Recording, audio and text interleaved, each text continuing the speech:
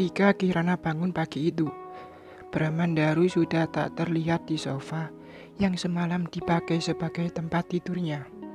Terdengar gemericik air di kamar mandi. Tak lama kemudian, ia keluar dengan wajah segar dan rambut basah, serta sudah berganti pakaian. Terlihat makin tampan dengan kaos warna krim dan celana jeansnya. Sudah bangun, nah? Iya, aku mau mandi juga. Sudah boleh kan aku ke kamar mandi? Sebentar, aku siapkan dulu. Daru mengambil tas Kirana, memilihkan baju dan pakaian dalamnya. Kirana menatap dengan wajah memerah.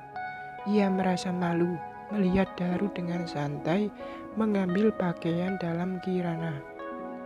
Untung selama ini Kirana sangat menjaga pakaian dalamnya agar selalu bersih dan bagus. Ia tidak suka mengenakan pakaian dalam yang sudah lusuh. Tanpa banyak bicara, Daru menggendongnya ke kamar mandi, membuat Kirana spontan mengalungkan tangannya ke leher Daru agar tidak jatuh. "Mas, apaan sih? Aku bisa jalan sendiri kok," protes Kirana. Namun dicuekin oleh Daru. "Kamu mandi, jangan kunci pintunya. Kalau ada apa-apa, teriak, panggil aku. Ini pakaian kamu." Daru keluar dari kamar mandi dan menutup pintunya tanpa peduli pada protes Kirana. Selesai Kirana mandi, mereka melaksanakan sholat subuh berjamaah. Dilanjutkan dengan membaca ayat suci Al-Quran. Duh, betapa damainya. Menurut keterangan perawat, kunjungan dokter nanti sekitar jam 9 pagi. Maka Daru minta diambilkan satu kursi roda. Ia mendorong Kirana untuk duduk di teras agar terkena sinar matahari sambil menyantap makan paginya. "Mas, hari ini Mas balik saja ke Bandung. Aku sudah nggak apa-apa. Lagi pula ada dokter dan perawat di rumah sakit ini yang merawatku," ucap Kirana. Selesai mereka sarapan. "Ngusir? Bukan. Mas kan banyak pasien yang harus ditangani di sana. Mereka sangat membutuhkan Mas. Di sini aku juga merawat pasien. Di sini hanya satu pasien, Mas, aku saja. Dan itu pun sudah mendapat penanganan di rumah sakit ini. Sedang di Bandung banyak yang membutuhkanmu, Mas."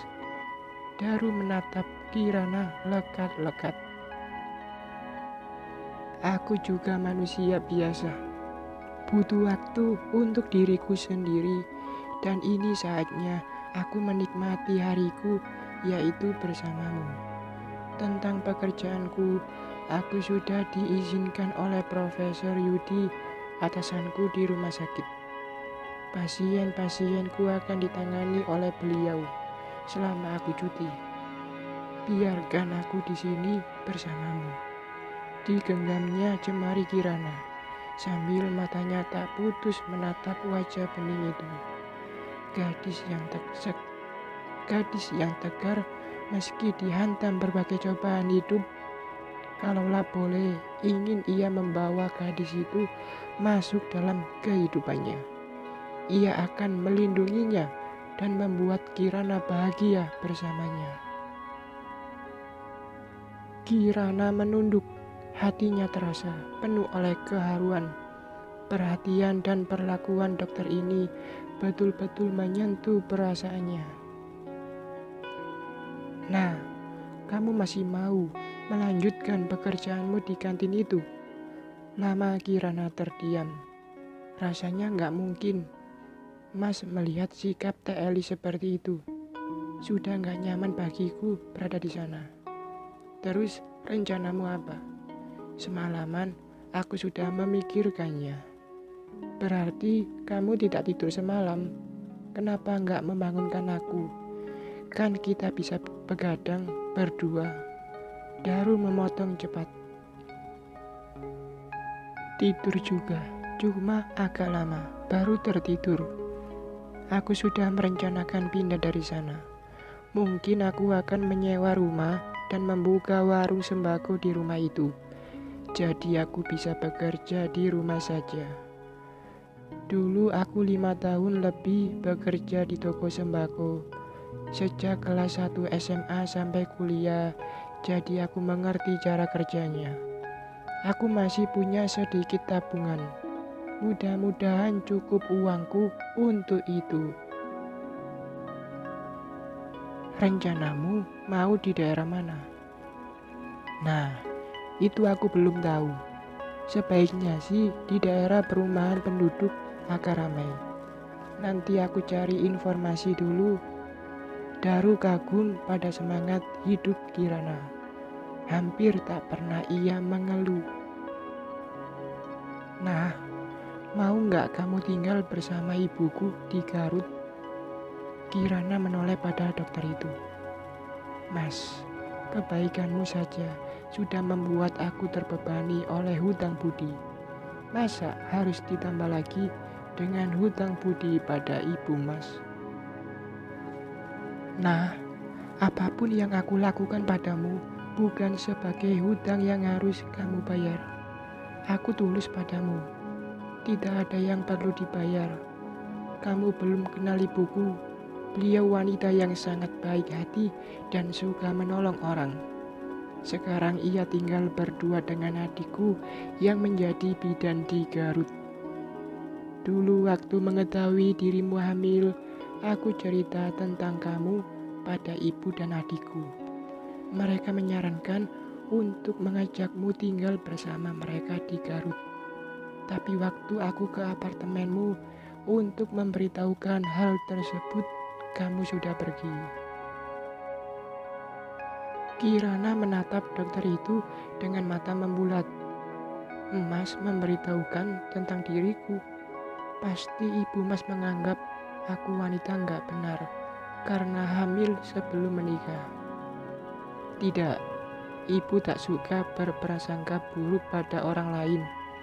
Ia malah menyuruh aku mengajakmu untuk tinggal bersamanya. Tak baik wanita hamil tinggal sendirian, katanya. Pasti ibu bertanya, aku ini siapa? Kok mas sampai sebegitu peduli padaku? Aku bilang, calon istriku. Astagfirullahaladzim. Mas Daru jangan suka bercanda dong. Jangan sembarangan bicara. Kasihan ibumu mas. Masa putra kesayangannya, kebanggaannya mendapatkan perempuan yang statusnya nggak jelas. Janda bukan, perawan juga bukan. Malah sekarang hamil sebelum nikah. Aku nggak bercanda kok. Jadi bagaimana? Kamu mau tinggal di Garut? Akan aku pikirkan mas, ucap Kirana. Setelah sejenak berdiam diri. Kamu bisa menjalankan rencanamu di sana nanti. Kamu tinggal di rumah ibu. Kalau memang ingin usaha berjualan, bisa cari sebuah kios dekat rumah ibu untuk kamu berjualan. Jadi kamu tidak sendirian. Ada ibu dan adikku yang akan menemanimu. Atau Daru tak meneruskan kalimatnya. Ia menatap Kirana. Atau apa, mas? Janji kamu tidak marah mendengar kata-kataku nanti, lalu kabur lagi. Kirana tersenyum mendengarnya. Ia mengangguk. Ia sudah berjanji dalam hatinya bahwa ia tak akan kabur lagi dari dokter Daru. Dokter itu betul-betul tulus membantunya. Kalaupun suatu waktu nanti ia pergi jauh, ia akan tetap menjalin hubungan silaturahim dengan sang dokter. Kamu pikirkan lagi untuk berterus terang pada lelaki itu. Siapa tahu dengan mengetahui bahwa kamu sedang mengandung anaknya, ia akan bertanggung jawab dan kamu tidak sendirian menanggung beban hidupmu. Tapi sekali lagi aku tegaskan, kalau orang itu menolakmu, maka kembalilah padaku. Aku selalu siap untukmu, dan anak ini akan menjadi anak kita. Aku menyarankanmu untuk mendatangi orang itu agar kamu tidak disalahkan di kemudian hari. Kalaupun kalian tidak akan menikah, setidaknya dia sudah tahu bahwa ada anaknya di sini. Kirana menarik nafas panjang. Dokter Daru orang baik. Saat dirinya di titik kehancuran, dokter itu membantunya bangkit. Malah setelah Kirana meninggalkannya pun, ia tetap bersikap baik pada Kirana. Kirana memutuskan untuk menceritakan semua kejadian yang menimpanya tanpa merahasiakan apapun lagi. Ia yakin dokter itu tidak akan mengumbar kisahnya pada siapapun dan akan menyimpannya untuk dirinya sendiri. Mas, aku akan menceritakan semuanya tanpa ada yang aku sembunyikan lagi. Setelah itu, mungkin Mas bisa memberiku pertimbangan apa yang sebaiknya aku lakukan, dan aku mohon cerita ini hanya untuk Mas saja. Daru mengangguk, mengerti. Aku menjalin hubungan cinta dengan Arkatama, putra dari Bapak Alfian. Dia dosen di kampusku di Padang. Saat itu, aku bekerja di sebuah kafe dekat kampus sambil menyelesaikan kuliahku. Aku menikmati hidup dengan tenang tanpa tekanan dari ibu tiriku. Tapi itu tak berlangsung lama. Ibu tiriku datang mengusikku lagi. Ia memaksa aku kembali ke rumah. Aku menolak dengan keras, tak hilang akal. Ia minta pemilik kafe melarangku bekerja di kafe itu. Ia juga minta pada pemilik kosku untuk mengusir aku dari tempat kos. Panik dong aku, tiba-tiba berhenti bekerja dan terusir dari tempat kos. Sedangkan ujian semester tinggal beberapa hari lagi. Saat itu, Arka menawarkan aku untuk sementara tinggal di rumahnya dulu sampai selesai ujian semester. Ada mama dan adiknya juga di rumah itu.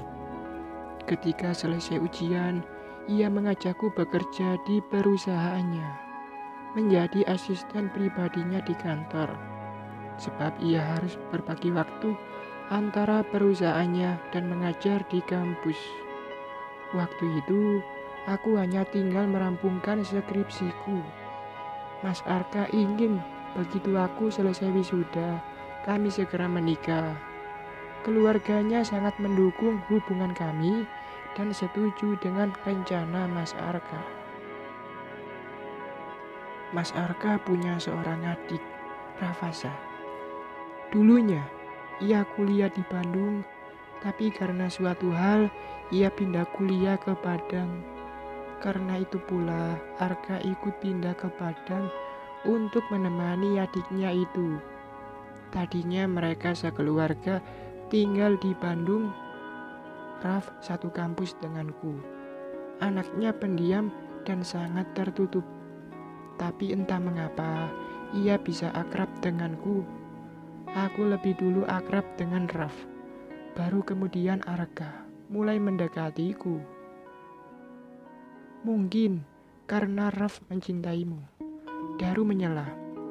Tidak, Raf punya kekasih bernama Rai. Dia sangat mencintai kekasihnya itu. Tapi kedua orang tua mereka tidak setuju hubungan mereka. Untuk memisahkan keduanya, Raf dipindahkan ke Padang dan Rai dipindahkan ke luar negeri. Komunikasi keduanya betul-betul terputus. Tapi cinta Raf pada Rai sangat besar. Ia menceritakan padaku tentang Rai dan cinta mereka. Kami berdua betul-betul tulus bersahabat tanpa embel-embel cinta, tanpa ikut campur masalah pribadi masing-masing. kecuali kalau diminta. Waktu masih tinggal di Padang, aku banyak masalah dengan ibu tiri dan dua adik tiriku. Sampai akhirnya aku memutuskan keluar dari rumah dan tinggal di tempat kos dekat kampus. Raflah yang membantuku dalam banyak hal saat aku susah dan ada masalah. Ia selalu ada menemani dan membantuku. Raf juga sangat mendukung hubunganku dengan kakaknya. Aku wisuda bareng dengan Raf. Sudah ditetapkan bahwa 1 bulan setelah wisuda, aku dan Arka akan menikah. Segala persiapan untuk itu sudah mulai dipersiapkan. Raf, begitu selesai wisuda, ia minta pulang ke Bandung. Rupanya di Bandung, ia mencari keberadaan kekasihnya. Namun, ia betul-betul kehilangan jejak. Tidak ada yang tahu di mana kekasihnya itu berada. Keluarga Rai pun sudah tidak tinggal di rumah mereka yang lama. Hal itu membuat ia frustasi. Dalam frustasinya dan kemarahannya, ia sering melakukan hal-hal menyakiti dirinya sendiri.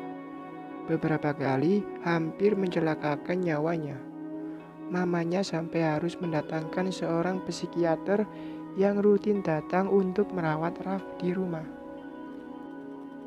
Karena Raf hanya dekat denganku, maka mamanya meminta aku dan Arka datang ke Bandung. Siapa tahu kehadiran kami bisa membantunya. Disitulah petaka itu terjadi. Siang itu hanya ada aku, Raf dan Bibi di rumah. Raf kumat, ia mengamuk melempari semua barang di kamarnya. Aku dan Bibi berusaha menenangkannya. Bibi memberinya obat sesuai petunjuk dokter. Setelah agak tenang, Bibi meninggalkan aku berdua dengan Raf. Setelah sejenak tenang, tiba-tiba ia menerkamku dengan beringas. Mulutnya tak henti menyebut nama Rai. Matanya sayu, memerah. Aku berontak, ingin melepaskan diri darinya. Malah dipukuli dan diikat. Saat itulah ia menista diriku. Ketika semua sudah terjadi, papa dan mamanya yang baru pulang dan melihat keadaanku yang sudah babak belur serta dalam kondisi terikat. Papanya marah besar. Ia memukuli Raf sampai Raf tak berdaya.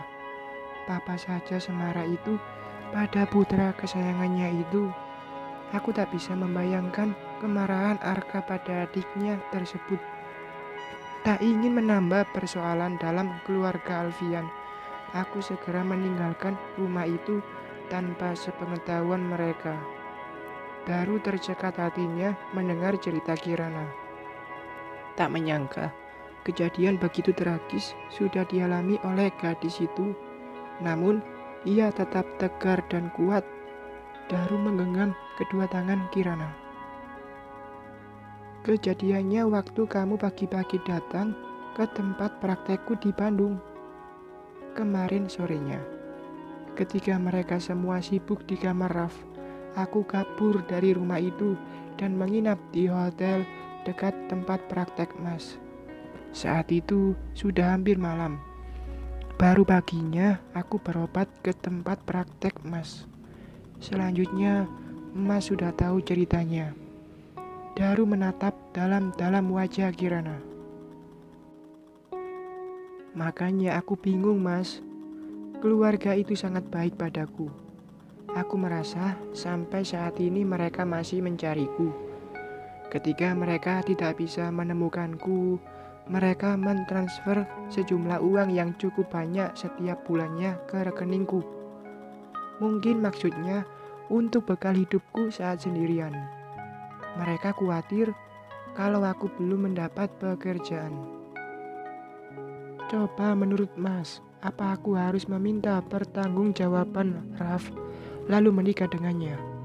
Walau kami sama-sama tidak saling mencintai, aku yakin Raf pasti akan bertanggung jawab. Selama ini ia sangat baik padaku. Aku tidak tahu Apa yang membuat ia beringas siang itu sampai hal buruk itu terjadi? Begitu juga orang tuanya pasti menyetujui pernikahan kami. Apalagi kalau ia tahu ada cucunya di rahimku. Tapi bagaimana dengan perasaan Mas Arka? Apa ia bisa ikhlas melihat calon istrinya menikah dengan adiknya? Apa ia akan memusuhi adiknya seumur hidupnya? Lantas bagaimana sikapku kalau bertemu dengannya? Pura-pura baik saja, berlaku sebagai adik ipar yang baik terhadapnya. Aku tak sanggup. Aku tidak ingin terjadi perpecahan dalam keluarga itu. Apalagi kalau publik tahu, ini akan menjadi berita besar yang mencoreng nama keluarga itu. Itu alasanku memilih pergi. Biar aku tanggung semua ini dan nama baik keluarga itu tetap aman. Lantas, bagaimana dengan anakmu? Apa ia tidak akan mengetahui siapa ayah kandungnya seumur hidupnya nanti?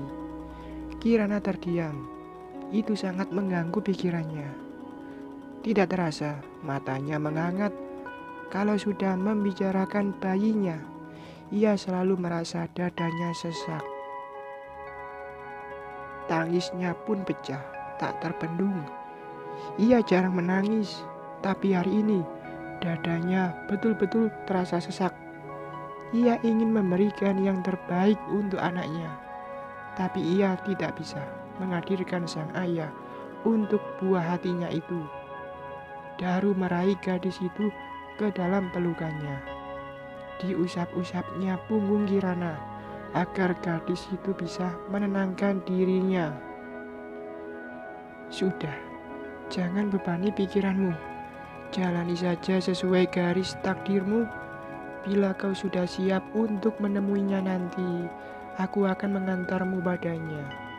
Tapi kalau keputusanmu sudah bulat untuk tidak akan menemui mereka, bisa kau pertimbangkan untuk menerima diriku menjadi pendamping hidupmu.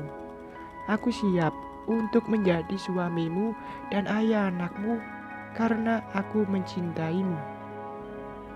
Setelah dirawat selama 3 hari, Kirana sudah diperbolehkan pulang. Tapi dokter berpesan, selama seminggu ke depan, ia harus banyak istirahat, tidak boleh mengerjakan pekerjaan yang berat, tidak boleh memikirkan hal-hal yang berat. Daru membantunya berkemas. Ia mengurus administrasi rumah sakit dan membayar semua biayanya. Mas, ini kartuku untuk membayar di kasir. Kirana menyerahkan kartu ATM-nya pada Daru. Sudah selesai, simpan saja kartumu. Mari kita keluar. Sebelah tangannya merangkul bahu Kirana, sebelah lagi membawakan tas pakaian gadis itu. Sampai di kontrakan terlihat sepi. Indri pasti sedang berada di kantin kakaknya. Kirana membuka pintu. Ia dan Indri punya kunci masing-masing. Bramandaru duduk di lantai beralas karpet, bersandar dengan rileks ke bantalan lantai yang ditaruh di dinding. Sebelum pulang tadi, mereka sudah membeli makanan untuk makan siang mereka. Segera Kirana menyiapkan piring dan air minum untuk makan siang mereka. Aku balik ke Bandung sore nanti. Kamu hati-hati, jaga kesehatan dan kandunganmu. Seminggu ini harus beristirahat total. Untuk makan pesan saja. Pakaian kotormu kirim ke laundry. Jangan bekerja lagi di kantin. Toh transferan tiap bulan sangat cukup untuk hidupmu. Kalau kurang bilangin aku, nanti aku tambah. Jangan mengerjakan apapun. Nanti beberapa hari lagi, kalau kamu sudah sehat betul, kamu pamit baik-baik pada pemilik kantin itu. Hari Minggu nanti aku kesini untuk menjemputmu. Kita akan langsung ke Garut, ke tempat ibuku. Oke? Bersambung.